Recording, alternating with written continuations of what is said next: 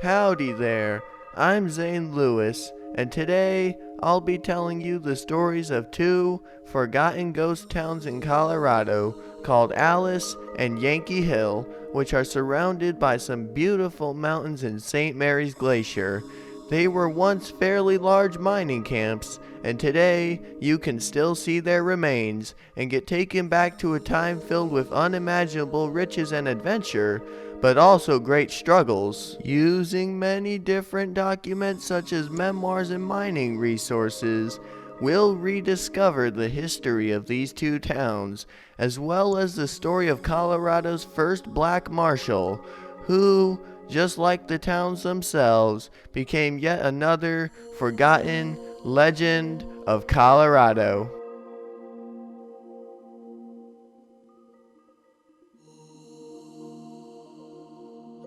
Alice's exact founding date is hard to trace, but it's believed that there were a few people who settled the area in the 1860s, finding some limited gold.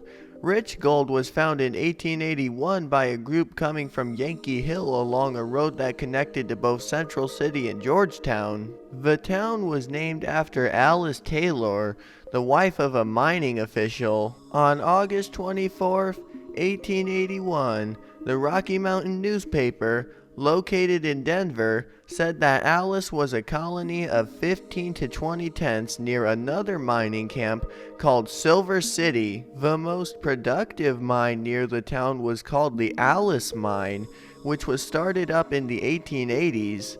I believe it was part of the Alice Mining Company, whose superintendent was Colonel A.J. Cropsey, a man from Nebraska. The company likely owned other mines in the area as well. The mine was making him so rich that every 2 weeks, at the First National Bank in Central City, he was banking sums of money ranging from $1,200 to $1,500, a stellar amount back then. Aside from the Alice mine, numerous other mines also sprang up around the area. Gold wasn't the only ore taken out of the earth at these mines. Silver and galena ores were also extracted, among various other ores. By February of 1882, the capital stock of the Alice Mining Company had increased from $1 million to $2 million. To allow for hydraulic mining, a ditch was constructed to bring in the needed water. Log cabins and a mill were also built, while various improvements were made upon the 11-mile-long road to Idaho Springs. Every 2 weeks, the company was banking amounts of money in Idaho Springs ranging from $2,500 all the way to $3,000. Due to the success of hydraulic mining, Alice swallowed up Silver City, which had never become anything more than a cluster of tents. Lode mining started replacing placer mining as all the streams had been sufficiently mined out. This change occurred particularly in the tunnels that led away from one particular pit, which had been ripped open by hydraulic hoses. In this excerpt from the December 22nd, 1894 issue of the Silver Standard newspaper, the paper described how wonderful the ores at the Alice mine were. Quote, "A very rich body of ore has been encountered in the Alice property at Yankee Hill, running from 40 to 50 ounces of gold per ton. It is also stated to be wonderfully rich in native silver. A piece of ore blown out was estimated to be 50% brittle silver and so heavy that no man in the mine could lift it. If this report is true, it is one of the richest strikes made in the state this year," says the mining record. In 1903, the town's population, which had normally hovered at about 35 people, grew to 50 or 60, according to historical documents. It is quite possible that there were actually more people living there than that, and I don't believe that that number includes the miners living in the various boarding houses around the town, which would definitely raise the official number if they were to be included. In July of that year, the Aspen Weekly Times newspaper reported, quote, "Sweeney, one of the old-timers here, and for years the manager of the Alice mine, states that the property, covering 1,000 acres, has been sold to the Woods Investment Company for $500,000.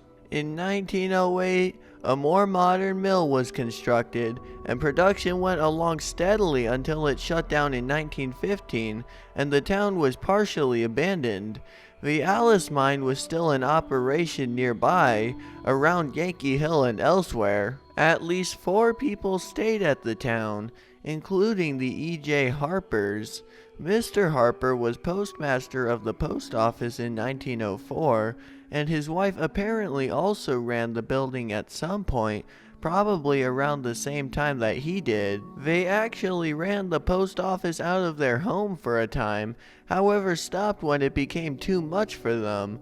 Mrs. Harper also boarded miners and packed lunches for them. In 1934, due to the rising price of gold, which had gone from being worth $20 to $35 an ounce, Alice, like many other Colorado mining towns, experienced a revival. New roofs were installed on the log cabins, the mill was restarted, and the pit was transformed into a real glory hole, aka a giant mining pit. Despite this resurgence, the Alice post office, which I believe had opened for business in 1898, shut down in either 1938 or 1939, and sadly, the Alice mine shut down at around the same time, and the town itself faded into history. We know that at least $50,000 were brought out of the mines around Alice, a large sum of money back then, and that total is quite likely more, especially if you adjusted its worth in today's monetary system. Alice was the biggest mining camp along the Fall River between Georgetown and Central City. A lot of gold was brought out of the mines. One resident of the mining camp was named Rosalie Galloway. She wrote a fair amount about what it was like growing up and living in the town. Her father even owned one of the mines at Alice. In her writings, she describes how every year, on the 4th of July, the Rocky Mountain Ski Club of Denver sponsored a ski tournament at St. Mary's Glacier, which received hundreds of attendants from not just Colorado, but other states as well. In 1925, she moved to Idaho Springs to attend high school there, and Alice became just another pleasant memory for her. For anyone interested, I'll leave a link in the description to the article about her life at the town. It's quite a fascinating read, but overall, even though thousands of dollars worth of ores were brought out of the mountains surrounding the town, even though many grew up at the place and made amazing memories, and even though the camp is surrounded by some of the most beautiful scenery you will ever see, Alice has become yet another forgotten legend of Colorado.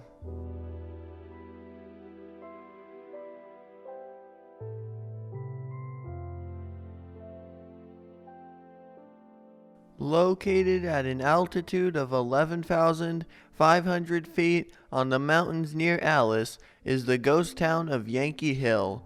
Like Alice, not much is known about Yankee, but we know that people first began looking for gold there as early as 1860. Also by the early 1860s, the Russell brothers of Central City built a canal across the hill, which brought water from Fall River to Russell Gulch. The hill and eventual town were named by Northern sympathizers during the Civil War. The place really started growing in the 1870s and 80s, gaining new residents and buildings. The site became a rather important stagecoach supply and rest stop along the road between the towns of Georgetown and Central City. In the 1890s, a rich gold vein was discovered there, near the ground's surface. Other veins of silver, copper, and iron ores were also found, causing many prospect holes to be dug, as well as multiple mines to spring up. Soon after the discovery of the rich gold vein, a tent city sprang up which ended up housing over 200 people. Within about 4 or 5 months of springing up, the tent city had disappeared as multiple log cabins were erected. On March 16, 1899, the Daily News put out a publication saying that a 1/4 interest in the Stonewall mine had been sold to some Denver groups for $2,000. A new mining company was then quickly created with about $10,000 in working capital. On July 21, 1899, the Denver Times reported that all of the cabins at the town were completely full. Some of the mining companies built their own quarters to house the miners whom worked for them. One of them, the North Star Mine, had a rather large boarding house. Captain H.I. Seaman, who was a part of the Yankee Consolidated Company, had multiple cabins for miners and their families to live in. Yankee Hill was located within the boundaries of what became known as the Northwest Lincoln Mining District. Most of the mines received financial backing from people in Ohio, New York, Pennsylvania, and California. A mining association was created early on in the newborn town's life. On May 14, 1900, the Denver Republican newspaper reported about the formation of the association as a way to fight claim jumpers and as a desperate attempt to advertise the hill. The latter attempt was desperate because there had been little paying ore brought out of the area in comparison to the amount of money spent there. Contrary to many Wild West towns, Yankee Hill was a peaceful and law-abiding place. After Marshal Willie Kennard, whom we'll learn about later, straightened things out. Whenever the men wanted to brawl amongst each other, which was normally once a month on payday, they traveled to Denver to enjoy the saloons, gambling halls, love stores, and gin mills, despite Central City being just 7 miles away. There was only one saloon that actually did well in the town, and its beer bottles were small when compared to Denver, which served their drinks in 36-ounce glasses. The miners' pay wasn't particularly great at that time either. Yankee was incredibly cold during winter due to its high altitude. One day, on April 22, 1902, a stagecoach carrying passengers plus mail was caught up in a blizzard and ended up being about 5 hours late. When the coach finally arrived at the hill, the driver had been sufficiently coated in ice and was freezing. Soon, construction began on an electric line to the area. While the building of the line was initially slow, it reached town on July 28, 1902 by being built through Fall River Canyon, having been financed by the Burlington Railroad Company. Their motives for funding this are unknown. Just a year later, the Colorado Telephone Company built another electric line connecting to the town from the other side. I believe they did this by installing the line in between the towns of Black Hawk and Apex, and then from Apex over the mountains for the final 7 miles to Yankee Hill. Starting in 1905, work was performed upon the road through Alice and Fall River Canyon to facilitate shipments of ore to the refineries awaiting at the town of Idaho Springs. For a while, many believed that a road to Idaho Springs would allow for greater profit of the mined out ores, as it would be shorter and cheaper to bring the ores to the many mills at the town to be refined. That was one major reason why the Fall River Canyon Road was improved. However, most of the owners and managers of the mills around Idaho Springs lived in the distant Gilpin County instead of Clear Creek County, home to Idaho Springs as well as Yankee Hill and Alice. Due to this, a majority of the refining was performed at the further away Black Hawk refineries. Even with all of the factors such as weather and low amounts of ore against them, quite a few attempted to strike it rich at Yankee Hill. One mine, called the Gold Anchor Mine, produced ores that, at the time, were worth $600 per ton, albeit not for very long. The mine was doing so well that they built their own concentrator in 1905. Not far away from the Gold Anchor, the Pioneer Mill was built as a 5-stamp operation due to the hype over the potential riches in the hill. The president of the Yankee Consolidated Mining, Milling, and Tunneling Company, Captain H.I. Seaman, whom I have previously mentioned, desired to dig a new shaft on the Lombard property, which produced rich ores that were worth $400 per ton. The company employed about 50 to 100 men at the Lombard and purchased a horse-powered boiler, an air compressor, as well as new drills. In addition, it owned about 80 other properties around Yankee Hill, a select few of which produced silver. Seaman had his very own company-owned assay office in the town. There were numerous other mines and mining claims around the hill, such as the Pay Dirt Mine, owned by a man named Dr. Shaw, who lived in Denver. There was also the Eureka property, owned by another Denver resident named George Ebert, the North Star property, owned by yet another Denver resident named Albert B. Sanford. There was also the Seminole Group, which comprised of a total of 5 claims. Speaking of which, the Eureka property reminds me of the ghost town of Eureka, located in the San Juan Mountain range of Colorado, which was a very rich and beautiful area. It is actually my favorite ghost town, and I made a documentary about it, which is some of my all-time best work. Link will be in the description and top right corner for anybody interested. Anyways, at some point between the top of Yankee Hill and Alice, the 94 tunnel was drilled and a small settlement sprang up around it. By 1905, pretty much all of the mines at Yankee Hill had shut down, and the town was abandoned, becoming yet another forgotten legend of Colorado.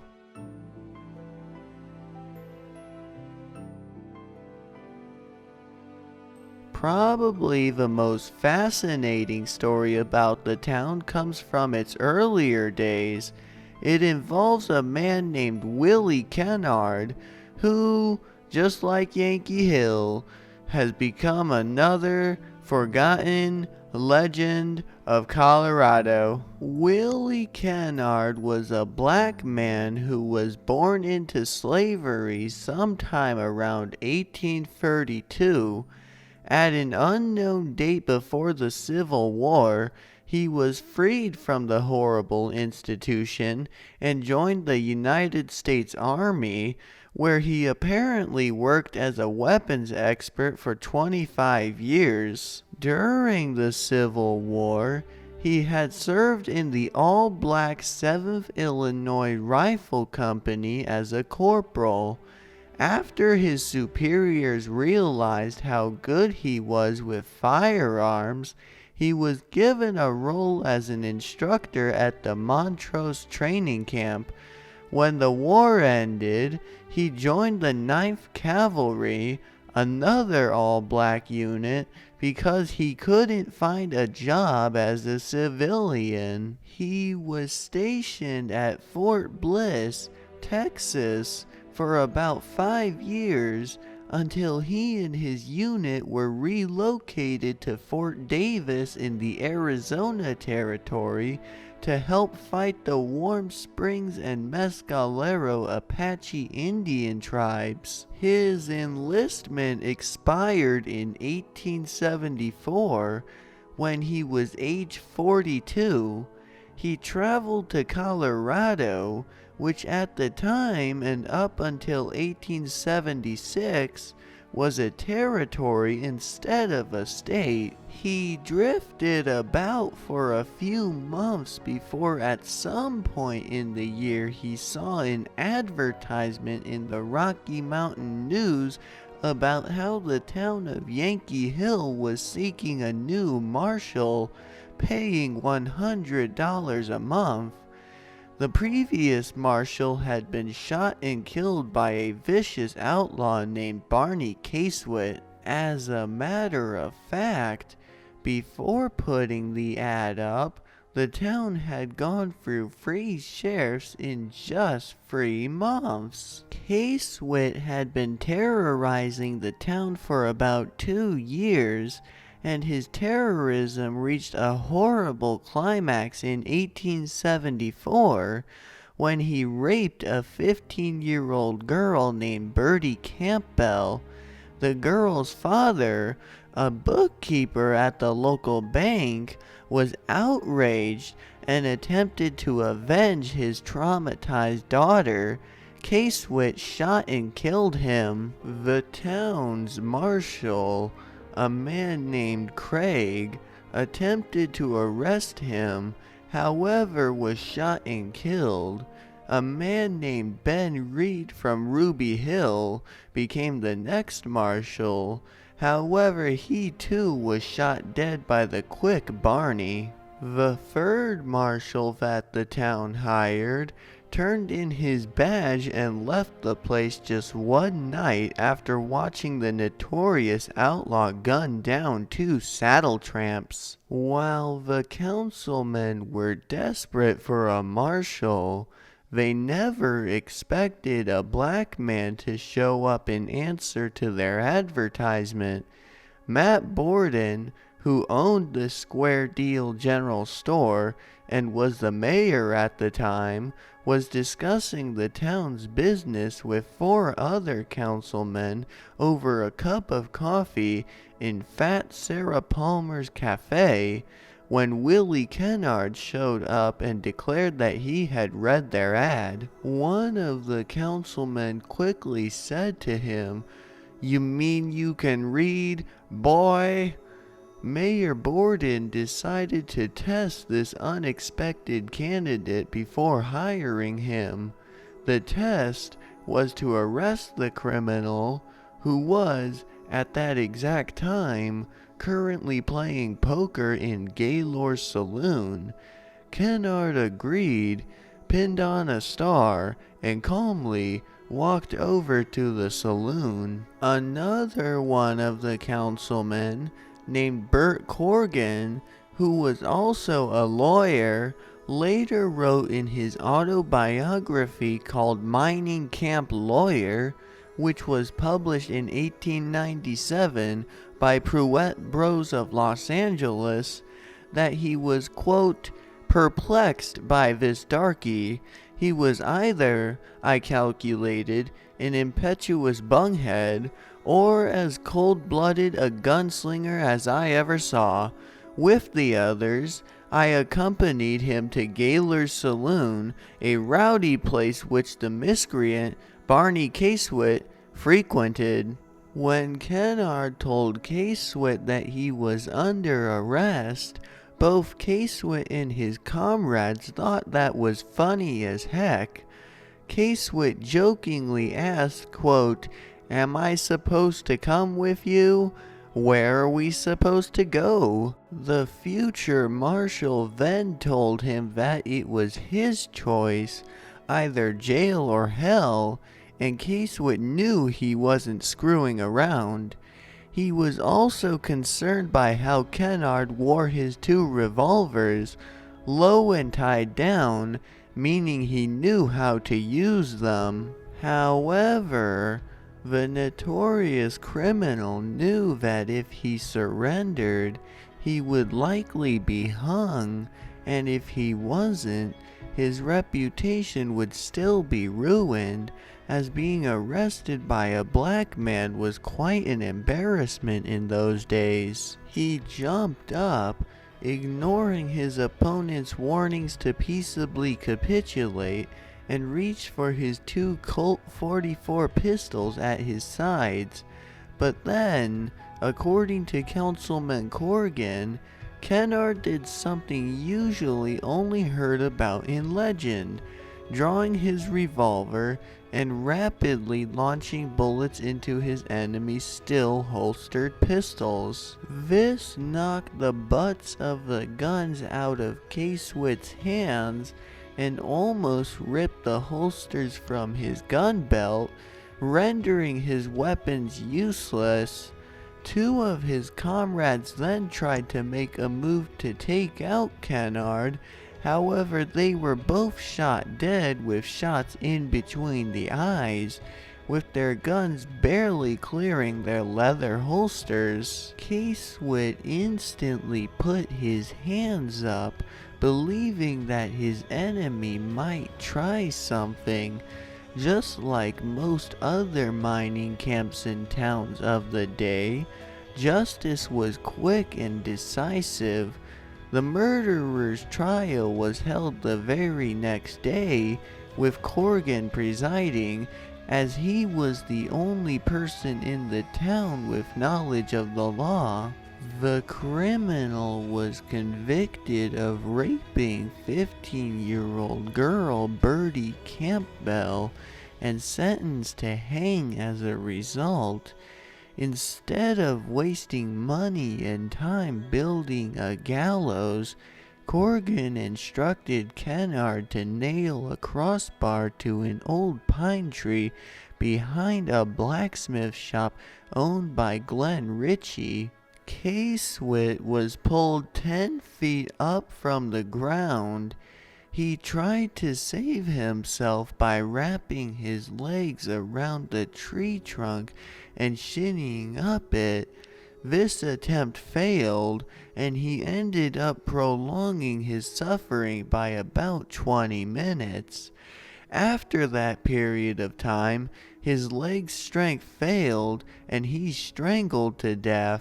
While Kennard's actions earned him the respect of the town's citizens, many couldn't grasp the concept of a black man as marshal. Reese Durham, who was the manager of the Butterfield stage station, challenged the lawman to a gunfight and ended up getting shot dead. In the spring of 1875, the council asked the new marshal to go and round up a gang of criminals that had been preying upon the freight wagons and passenger stages around the Gold Trail. The 8-man team of criminals were led by a 40-year-old man named Billy McGeorge, who had previously escaped the Colorado Territorial Prison at Canyon City. Kennard resolved to set a trap rather than chase the gang throughout the territory. He nailed posters to trees offering a $50 reward for McGeorge's capture, dead or alive. After discovering one of the posters, the hardened criminal was enraged, as every other marshal who had put up ads about him was offering $300 or more. On Monday, June 28, 1875, McGeorge, along with his gang, entered Yankee Hill by horse to get revenge for the marshal's insult. Willie became aware of their presence and went to meet them with a double-barreled shotgun loaded with buckshot at the end of Front Street. He demanded that the outlaws lay down their weapons. One of the criminals, named Cash Downing, made the mistake of testing Kennard's skill with a gun and was killed. The lawman's shot also killed the outlaw behind Downing and wrecked the glass of the Evans hardware store. McGeorge proceeded to order his comrades to lay down their weapons. While being led off to the hoosegow, he vowed that he would get vengeance against the expert marshal. Unfortunately for the hardened criminal, there were a massive amount of charges against him, such as the murder of some immigrants named Stalcup. Councilman Bert Corrigan, who was once again acting as judge in the case, found him guilty, and he was hanged from the exact same pine tree as Barney Casewit had been a year earlier, thus depriving him of getting vengeance against Kennard. By 1877, thanks to Marshal Kennard, Yankee Hill became a very peaceful town and would stay so for the remainder of its life. Its population began declining as the gold played out, and traffic through the town dropped due to mining in both Central City and Georgetown plummeting, although it would take until the early 1900s for the town to be completely abandoned. Kennard, who is believed to have been Colorado's first black lawman, decided to turn in his badge and said he was heading back east in search of a wife. After he resigned, not much is known of what he did afterwards. He resurfaced for a time in 1884, working as a bodyguard in Denver for Barney Ford, a former slave who became a wealthy businessman who became known as the Black Baron of Colorado. We have no idea what happened to Kennard after that.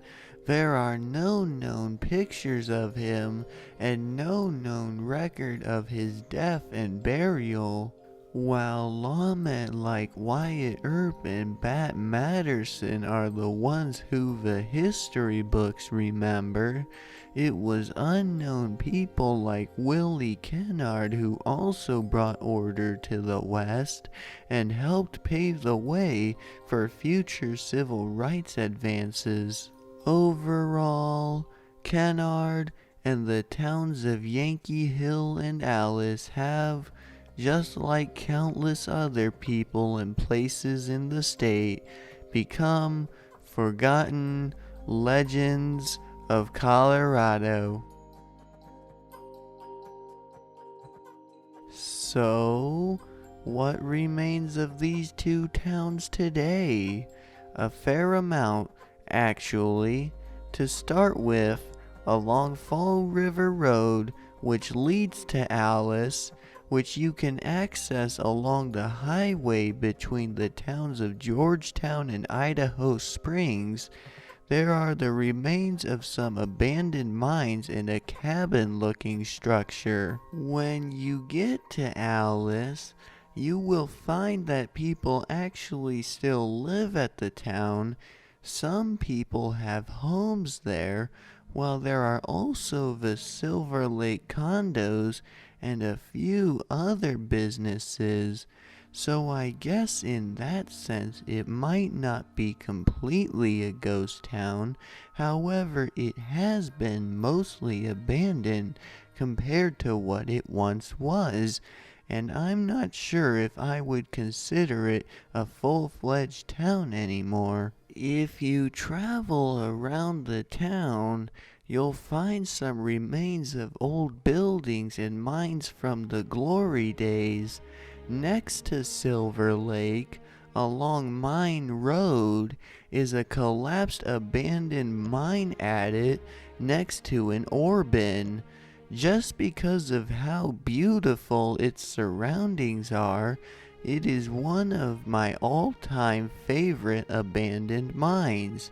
Seriously, nothing beats this scenery. Travel more of the town and you'll find the old school, which I believe was established in 1906.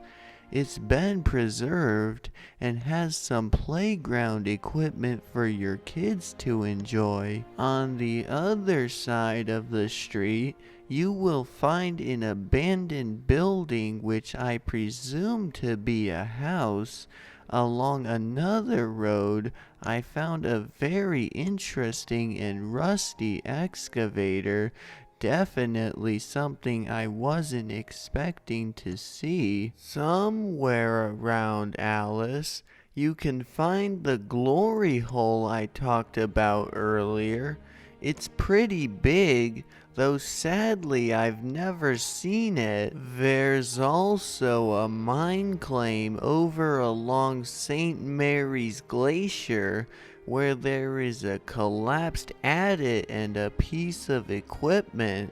I'll leave a link in the description to a video that talks about it. As for Yankee Hill, it is a full-on ghost town.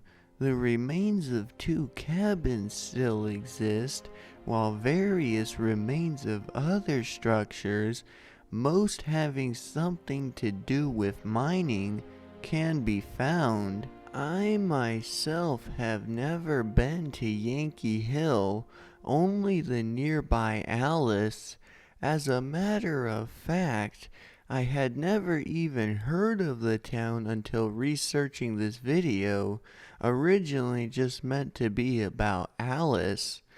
Based off of the pictures I've seen of the place and its fascinating history, I will no doubt need to pay it a visit someday. Overall, Alice and Yankee Hill have become 2 of the many forgotten ghost towns in Colorado, with much of their former town sites having been reclaimed by nature.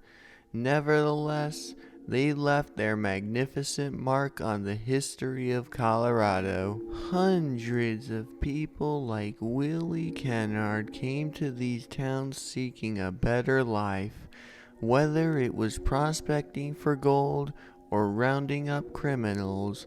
The story of their residents is the story of the Wild West, and in many ways, the story of America. Hundreds of people moved to these towns with no idea what to expect.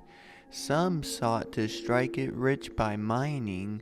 Others tried to make a living by starting up a saloon or store. All of them wanted a better life. They helped pave the way for the world we know today, and I think that their legacy is something that will be remembered for years into the future.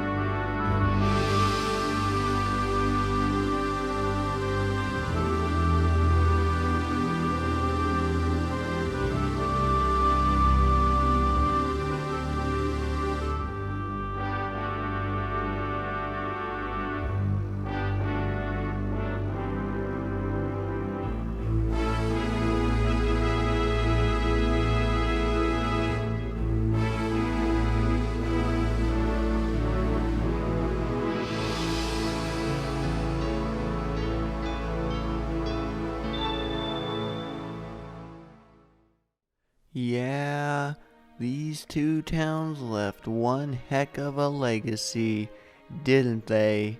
Aside from providing hundreds of job opportunities, they were surrounded by some absolutely gorgeous and unforgettable scenery.